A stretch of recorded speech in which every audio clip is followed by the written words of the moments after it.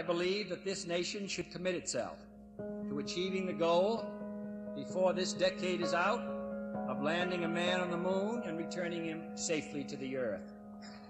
No single space project in this period will be more impressive to mankind or more important for the long-range exploration of space, and none will be so difficult or expensive to accomplish.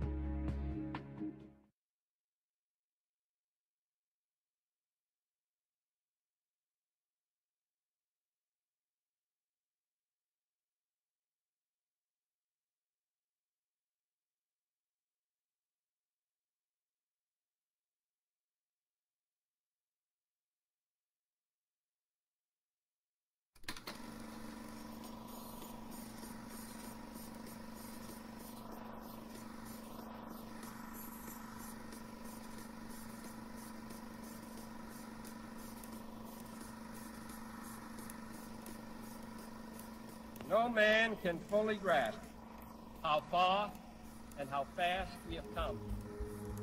But condense, if you will, the 50,000 years of man's recorded history in a time span of but a half a century.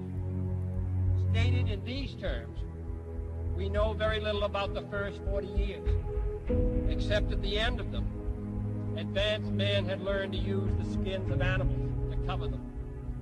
Then about 10 years ago, under this standard, man emerged from his caves to construct other kinds of shelter. Only 5 years ago, man learned to write and use a cart with wheels. Christianity began less than 2 years ago. The printing press came this year. And then less than 2 months ago, during this whole 50-year span of human history, the steam engine provided a new source of power. Newton explored the meaning of gravity. Last month, electric lights and telephones and automobiles and airplanes became available. Only last week did we develop penicillin and television and nuclear power. And now, if America's new spacecraft succeeds in reaching Venus, we will have literally reached the stars before midnight tonight. This is a breathtaking pace, and such a pace cannot help but create new ills as it dispels old. New ignorance, new problems, new dangers. Surely the opening vistas of space promise high costs and hardships, as well as high reward. So it is not surprising that some would have us stay where we are a little longer, to rest, to wait. But this city of Houston, this state of Texas, this country of the United States was not built by those who waited and rested and wished to look behind them.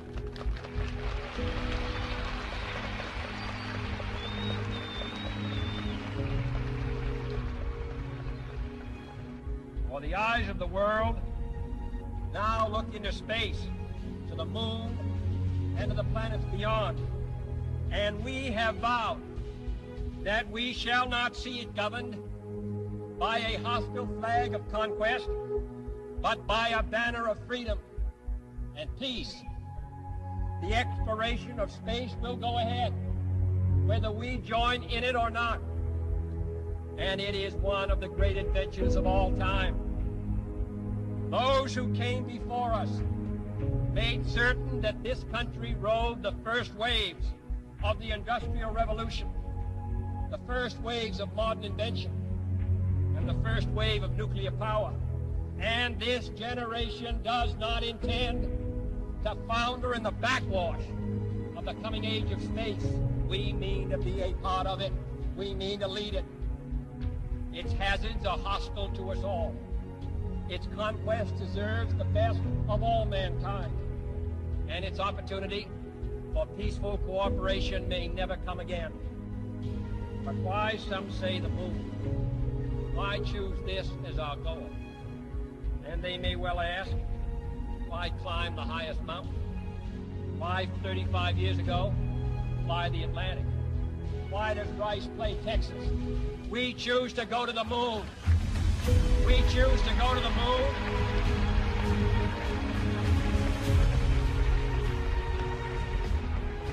We choose to go to the moon in this decade and do the other things, not because they are easy, but because they are hard. Because that goal will serve to organize and measure the best of our energies and skills. Because that challenge is one that we're willing to accept, one we are unwilling to postpone, and one we intend to win for the other side.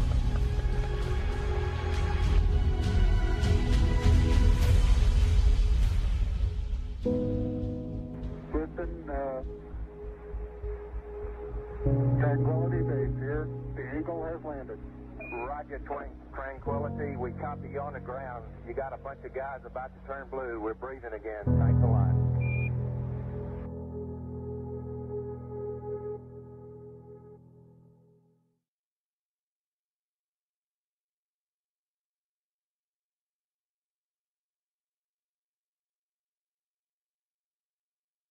I think the momentous, most memorable thing that I can recall about that particular day was the opportunity while my two friends here were being put into the spacecraft to stand alone by myself out there and look at the rocket and the quietness and see the sun come up and the waves rolling in and the evidence of the millions of people watching, but nothing specific and just so quiet, and to realize that indeed such a contrast was going to take place, all the frantic activity preparing the rocket, but it was so quiet up there for me personally, and that in a very few moments we were going to be departing in a great roar and off for a momentous event.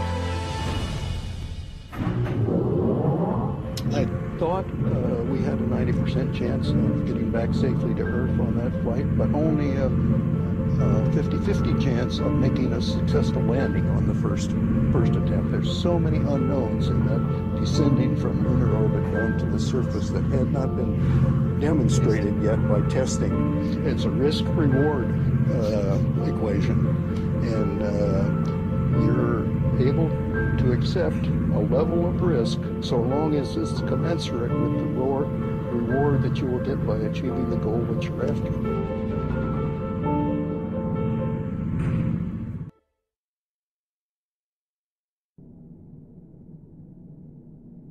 T-minus 1 minute, 35 seconds on the Apollo mission, the flight to land of the first men on the moon. All indications coming in to the control center at this time indicate we are go. 1 minute, 25 seconds and counting. Our status board indicates the third stage completely pressurized. 80-second mark has now been passed. We'll go on full internal power at the 50-second mark in the countdown. Guidance system goes on internal at 17 seconds, leading up to the ignition sequence at 8.9 seconds. We're approaching the 60-second mark on the Apollo 11 mission. T-minus 60 seconds and counting. We passed T-minus 60. 55 seconds and counting. Neil Armstrong just reported back. It's been a real smooth countdown. We passed the 50-second mark. Power transfer is complete. We're on internal power with the launch vehicle at this time. 40 seconds away from the Apollo 11 liftoff. All the second stage tanks now pressurized. 35 seconds and counting. We are still go with Apollo 11. 30 seconds and counting. Astronauts report it feels good. T-minus 25 seconds. 20 seconds and counting. T-minus 15 seconds. Guidance is internal. 12, 11, 10, 9. Ignition sequence start. 6, 5, 4, 3, 2, 1, 0. All engine running. Liftoff. We have a liftoff. 32 minutes past the hour. Liftoff on Apollo 11. Tower clear. We got a roll program. Neil Armstrong reporting the roll and pitch program, which puts Apollo 11 on proper heading.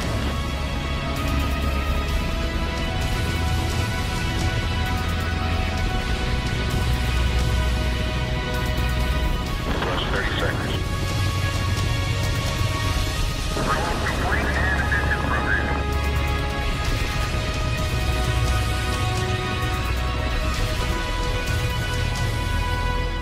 One round.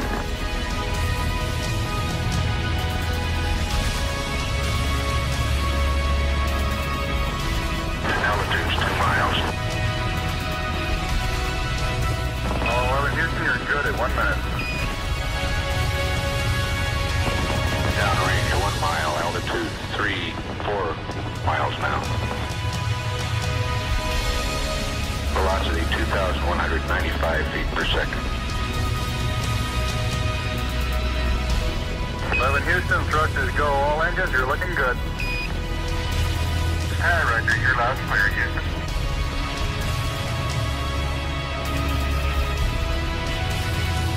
We're through the region of maximum dynamic pressure now.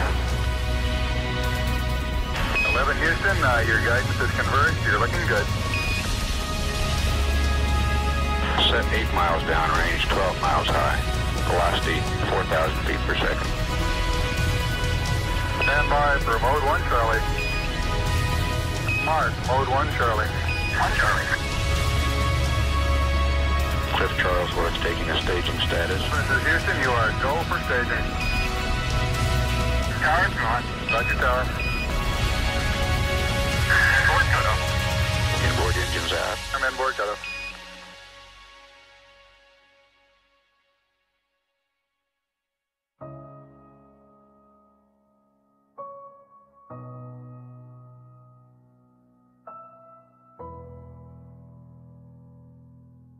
Houston, be advised the visual is go today. This is Houston, roger out. Yeah, they finally gave me a window to look out.